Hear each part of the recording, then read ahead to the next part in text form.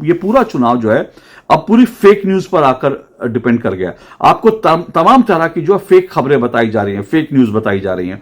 आपको यह बताया जा रहा है कि अगर बीजेपी सत्ता में आएगी, अमित शाह और नरेंद्र मोदी सत्ता में आएंगे तो वो संविधान को बदल देंगे।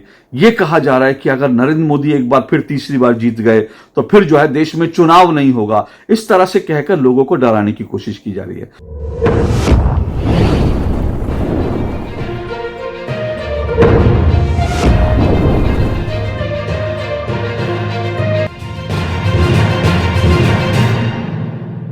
क्या 2024 का लोकसभा चुनाव धीरे धीरे आरक्षण रिजर्वेशन के मुद्दे पर केंद्रित होता जा रहा है?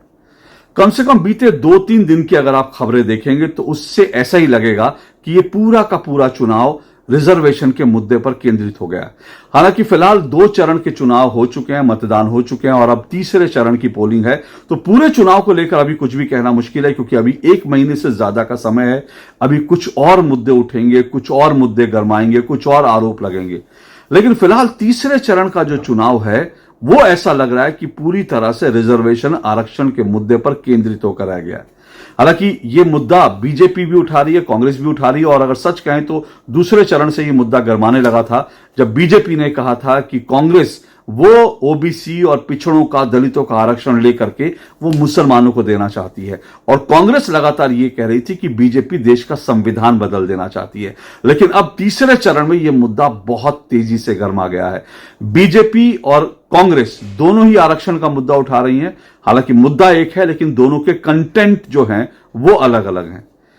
कांग्रेस ये कह रही है कि बीजेपी आरक्षण खत्म कर देना चाहती है, और बीजेपी कह रही है कि कांग्रेस जो है वो आरक्षण जो है दलितों का, ओबीसी का आरक्षण जो है उसको काट करके वो मुसलमानों को उनका आरक्षण देना चाहती है, मुसलमानों को आरक्षण देना चाहती है।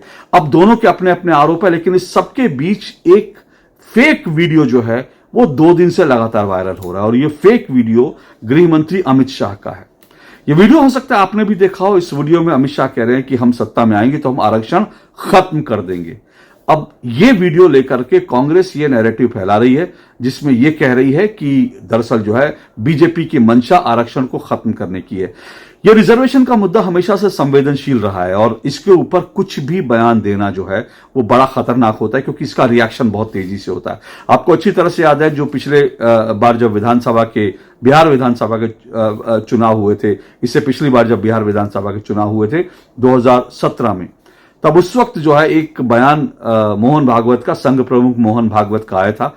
और मोहन भागवत ने उस वक्त ये कहा था कि उन्होंने ये कहा था कि रिजर्वेशन जो है उसकी समीक्षा होनी चाहिए, कि देखना चाहिए कि इसको जिन कारणों से रिजर्वेशन शुरू हुआ उसका फायदा मिल रहा है कि नहीं मिल रहा, जिन लोगों के लिए था उनको मिल रहा है कि नहीं मिल रहा। उन्होंने कहा था समीक्षा होनी चाहिए। लेकिन जो पूरा एक इकोसिस्टम है, ये जो पूरा का पूरा एक फेक न्यूज फैक्ट्री होती है, और खास करके आरजेडी, कांग्रेस, उन्होंने तुरंत इस मुद्दे को पकड़कर यह कहा कि मोहन भागवत ने आरक्षण खत्म करने की बात कही है। हालांकि बीजेपी इससे पहले की सफाई दे पाती, बीजेपी जाती और संघ प्रमुख की ओर से भी कोई सफाई आती, यह मुद्दा ग्राउंड तक, जमीन तक जो है वो पूरे बिहार में जो है वो एक तरह से कारपेट बॉम्बिंग की तरह यह मुद्दा फैला दिया गया था, और पूरे बिहार में यह हवा बन गई थी कि संघ प्रमुख ने कहा है कि भाई आरक्षण को खत्म कर दिया जाएगा, और उसका खामियाजा बीजेपी को उठाना पड़ा। बीजेपी उन चुनाव में हार गई। तो इस तरह के मुद्दे जो है बड़े संवेदनशील होते हैं, इसलिए इस पर बहुत सोच समझ के बोलना चाहिए। लेकिन इस बार किसी ने बोला नहीं। अमित शाह के जिस बयान का मैं जिक्र कर रहा हूं, अमित शाह ने ऐसा कोई बयान नहीं दिया। लेकिन एक जो पूरा आईटी सेल है, और ये आईटी सेल जो विपक्ष का आईटी सेल है, पूरा विपक्ष के आईटी सेल से अमित शाह का एक वीडियो जो है वो डिस्टॉर्ट करके, यानी कि काट छाट कर, और शायद उसमें एआई टेक्नोलॉजी का, आर्टिफिशियल इंटेलिजेंस टेक्नोलॉजी का भी इस्तेमाल किया गया। पूरा वो बयान जो है वो काट छाट के वायरल किया जा रहा है, और बड़े तरीके से वायरल किया जा रहा है। ठीक जब दूसरे चरण की पोलिंग होनी थी उससे पहले 26 तारीख को ये वीडियो वायरल किया गया, और उसके बाद जब इसको वायरल किया गया तो उसके बाद कांग्रेस के जो समर्थित जो सोशल मीडिया पे लोग थे, उन्होंने बाकायदा ये लिखा कि अभी बहुत हो गया, अब 7 तारीख को, यानी कि तीसरा चरण है, 7 तारीख के चुनाव से पहले 5 और 6 को दोबारा इस वीडियो को वायरल किया जाएगा। ऐसा कई लोगों ने सोशल मीडिया पे साफ तौर पे लिखा। तो इसका मतलब क्या? इसका मतलब साफ है कि मैसेजिंग एक ये देना चाह रहा है विपक्ष, कांग्रेस और उसका आईटी सेल ये मैसेजिंग देना चाह रहा है कि अमित शाह जो है वो आरक्षण को खत्म करने के पक्ष जा रहे हैं। लेकिन ये फेक वीडियो पकड़ा गया, बर्स्ट हो गया। और इसमें जब अमित शाह का जो ओरिजिनल वीडियो है, ओरिजिनल वीडियो में अमित शाह ये कह रहे हैं कि हम जो है ये मुसलमानों को जो 4% आरक्षण दिया जा रहा है, हम ये 4% आरक्षण मुसलमानों का खत्म करेंगे और ये जो जिनका हक है ओबीसी SC ST जो है उनको ये 4% आरक्षण देंगे। इनका जो हक है वो मुसलमानों को आरक्षण नहीं देंगे। तो दरअसल इसको इस तरह से डिस्टॉर्ट करके दे दिया गया। अब ये फेक जो है वीडियो पकड़ा गया है और इसको फैलाने वाले तेलंगाना कांग्रेस की ऑफिशियल वीडियो हैंडल से चला। ये वीडियो जो है बाकायदा तेलंगाना के मुख्यमंत्री रेवंत रेड्डी और कई कांग्रेस के नेताओं ने इस वीडियो को, कई आरजेडी समाजवादी पार्टी के नेताओं ने फैलाया।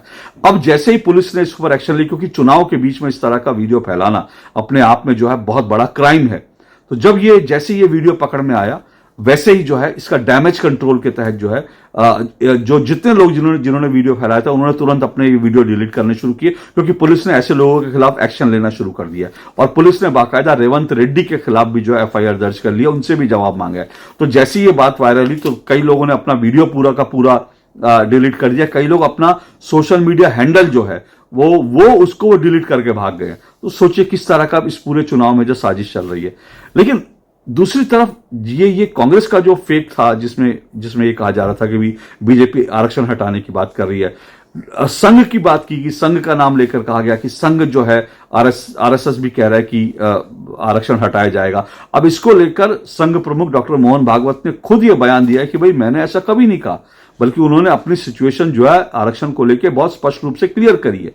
वो बयान क्या, वो भी मैं आपको सुनवा देता हूं, सुनिए जरा। यहां आया कल तो मैंने सुना एक वीडियो घूम रहा है कि संघ वाले बाहर से तो बात ही अच्छे करते, अंदर जाके कहते हैं आरक्षण का हमारा विरोध है, बाहर हम बोल नहीं सकते।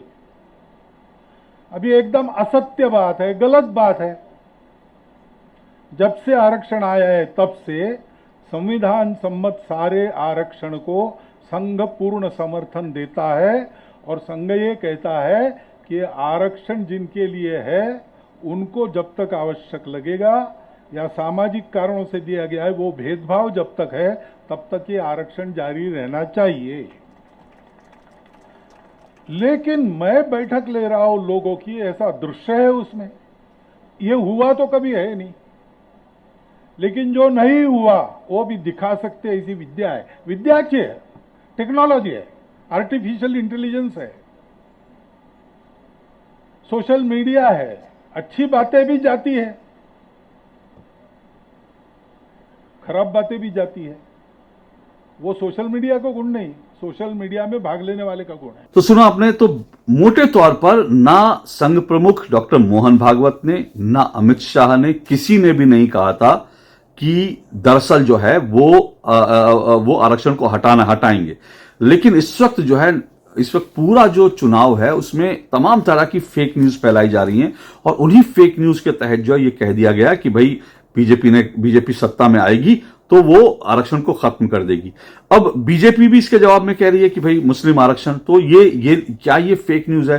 कांग्रेस कहेगी हमने तो ऐसा कहा नहीं कि हम मुसलमानों को आरक्षण देंगे, लेकिन दरअसल सच तो यह है कि कांग्रेस ने ऐसा कहा। मेरे पास ऐसे कई डॉक्यूमेंट है, दस्तावेज है, मैं इनके ऊपर इन डॉक्यूमेंट्स पर, इन दस्तावेजों पर मैं कल जरूर बात करूंगा, आपको विस्तार से इन डॉक्यूमेंट्स को देखकर बताऊंगा कि कांग्रेस ने कब कहां कहा कि दरअसल जो है मुसलमानों को संसाधनों पर हक की बात कब कही, कब ये कहा कि भाई मुसलमानों को आरक्षण देगी और ओबीसी के हिस्से में से मुसलमानों को आरक्षण देगी। और आखिर कांग्रेस का वो कौन सा मॉडल है जिसमें ओबीसी से आरक्षण छीन करके मुसलमानों को दिया जाए।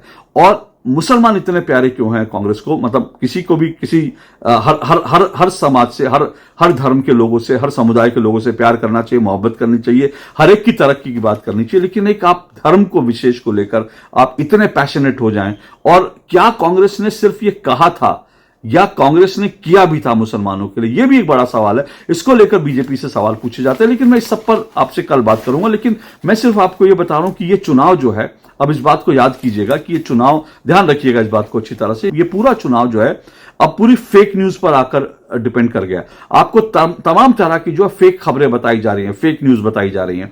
आपको यह बताया जा रहा है कि अगर बीजेपी सत्ता में आएगी अमित शाह और नरेंद्र मोदी सत्ता में आएंगे तो वो संविधान को बदल देंगे। ये कहा जा रहा है कि अगर नरेंद्र मोदी एक बार फिर तीसरी बार जीत गए तो फिर जो है देश में चुनाव नहीं होगा। इस तरह से कहकर लोगों को डराने की कोशिश की जा रही है।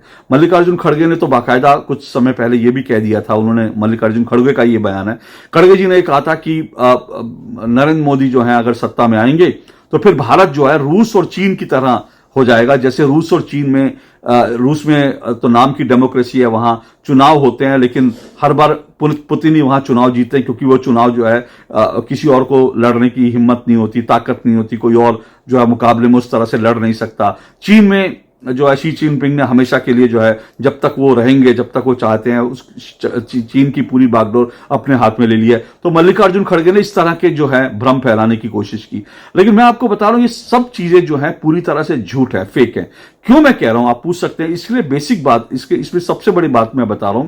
देखिए 2019 में भी ठीक इसी तरह के बयान दिए गए थे। 2019 में अगर आप जाएंगे तो वहां पर राहुल गांधी के, 2019 में अरविंद केजरीवाल के ये रिकॉर्डेड बयान है जब इन्होंने कहा था कि अगर 2019 में नरेंद्र मोदी जीत जाएंगे तो देश में चुनाव नहीं होंगे। 2019 में इन्हीं लोगों ने कहा था कि नरेंद्र मोदी सत्ता में आएंगे तो फिर जो है संविधान बदल देंगे, देश में चुनाव नहीं होगा, तानाशाही आ जाएगी। लेकिन 2019 से लेकर हम 2024 में पहुंच गए हैं। लेकिन उसके बावजूद जो है आप देखिए कि 2019 के चुनाव के बाद 2024 का चुनाव हो रहा है और संविधान नहीं बदला। और संविधान में संशोधन जो है वो एक प्रक्रिया है जो हमेशा होती है, और वो प्रक्रिया देश में करीब करीब 125 बार जो है संविधान में संशोधन हो चुके हैं, और इसमें से 80 या 90 जो संविधान संशोधन है वो कांग्रेस ने किए थे। दूसरी तरफ ये भी बात है, ये भी समझिए कि कांग्रेस का इस वक्त जो घोषणा पत्र है, न्याय पत्र जिसको नाम दिया गया, अगर कांग्रेस उसको इंप्लीमेंट करने की कोशिश करेगी तो उसको कम से कम 40 संविधान संशोधन करने पड़ेंगे। तो संविधान संशोधन जो है एक प्रक्रिया है, वो एक संवैधानिक प्रक्रिया, उसमें कोई दिक्कत नहीं है। लेकिन संविधान कोई बदल देगा, संविधान को खत्म कर देगा, देश में डेमोक्रेसी नहीं रहेगी, चुनाव नहीं होंगे, तानाशाही आ जाएगी, ये सब फेक न्यूज है, फेक न्यूज की तरफ से। और कांग्रेस और ये पूरा जो इकोसिस्टम है इसी तरह की फेक न्यूज फैला करके चुनाव जीतने की कोशिश कर रहे हैं। तो इस ऐसी फेक न्यूज से, इस तरह के फेक नैरेटिव से आपको लगातार सावधान रहना चाहिए, ये मैं आपको जो है आगाह करना चाहता हूं। और जैसा मैंने कहा, कल मैं जो मुस्लिम आरक्षण है उस पर मैं डिटेल में बात करूंगा, लेकिन आज एक बात और मैं अंत में चलते चलते बता दूं। जैसे मैंने कहा संविधान खत्म करने की बात, चुनाव नहीं होंगे, इस तरह की बात जो है ये पहले भी होती रही, अब दोबारा हो रही है। इस तरह के जो फेक नैरेटिव्स हैं ये 2014 के बाद से लगातार ये फेक नैरेटिव जो है, एक खान मार्केट गैंग है, वो लगातार इस तरह के फेक नैरेटिव फैलाने की कोशिश करता है। ये खान मार्केट गैंग क्या है, ये जो फेक नैरेटिव फैलाए जाते हैं ये क्या है, और क्यों मैं कह रहा हूं ये फेक नैरेटिव बहुत खतरनाक है। प्रधानमंत्री नरेंद्र मोदी को बदनाम करने के लिए भी और साथ साथ भारत को बदनाम करने के लिए भी ये फेक नैरेटिव अपने आप में बहुत खतरनाक है। और इसीलिए इस फेक नैरेटिव को एक्सपोज करने के लिए मैंने एक नई किताब लिखी है, मैंने आपसे पहले भी जिक्र किया था। मेरी किताब है जिसका नाम है Modi versus Khan market gang. क्या है ये किताब, ये मैं आपको जल्द बताऊंगा, और ये किताब जल्द ही आपके हाथों में होगी। इसके बारे में विस्तार से आपको जानकारी जरूर दूंगा, थोड़ा सा इंतजार और कीजिए, क्योंकि अब ये किताब जो है प्रिंटिंग में जा चुकी है। लेकिन इसमें, इस पूरी किताब में मैंने 2014 से लेकर 2024 तक ये जो फेक नैरेटिव जो बनाए जाते हैं इनको प्रमाण के साथ, सबूतों के साथ बर्स्ट किया है। ये खान मार्केट क्या है ये भी आपको बताऊंगा, लेकिन सिर्फ एक बात मैं बता देता हूं कि देखिए, आप कहेंगे कि नरेंद्र मोदी को लेकर मैं क्यों कह रहा हूं कि नरेंद्र मोदी को बदनाम करने की कोशिश हो रही है, चुनाव में भारत को बदनाम करने की कोशिश हो रही है। देखिए एक चीज है, डेमोक्रेटिक तरीके से विपक्ष में कोई भी पार्टी हो, कोई भी नेता हो, डेमोक्रेटिक तरीके से, जायज तरीके से मुद्दों के आधार पर नरेंद्र मोदी का विरोध करने का भी अधिकार है, नरेंद्र मोदी को सत्ता से हटाने का भी अधिकार है। लेकिन फेक नैरेटिव और फेक न्यूज फैलाकर अगर आप सत्ता में परिवर्तन करना चाहते हैं तो मुझे लगता है ये बहुत खतरनाक है, ऐसा नहीं होना चाहिए। हालांकि जनता सावधान है, जनता सतर्क है, जनता चीजों को समझती है, लेकिन फिर भी मुझे लगता है ये अनैतिक है अगर आप फेक न्यूज और फेक नैरेटिव के माध्यम से सत्ता में परिवर्तन करना चाहते हैं। आप अपनी वैकल्पिक नीतियां लेकर आइए, आप अपनी वैकल्पिक पॉलिसी लेकर आइए, आप अपने वैकल्पिक प्रोग्राम लेकर आइए और फिर आप नरेंद्र मोदी को रिप्लेस कर देते हैं जनता का भरोसा जीतकर, तो उसमें कोई हर्ज नहीं है। नरेंद्र मोदी की आलोचना करने में भी कोई हर्ज नहीं है। लेकिन सवाल यह है कि आप अगर फेक न्यूज और फेक नैरेटिव से ये चुनाव जीतना चाहते हो, तो फिर मुझे लगता है कि ये रास्ता खतरनाक भी है, ये रास्ता शर्मनाक भी है। कल आपको विस्तार से अपनी किताब के बारे में, Modi versus Khan market gang, इसके बारे में और विस्तार से बताऊंगा। लेकिन अंत में फेक न्यूज और फेक नैरेटिव से चुनाव के दौरान सावधान रहिए, सतर्क रहिए। आज के लिए इतना ही। नमस्कार।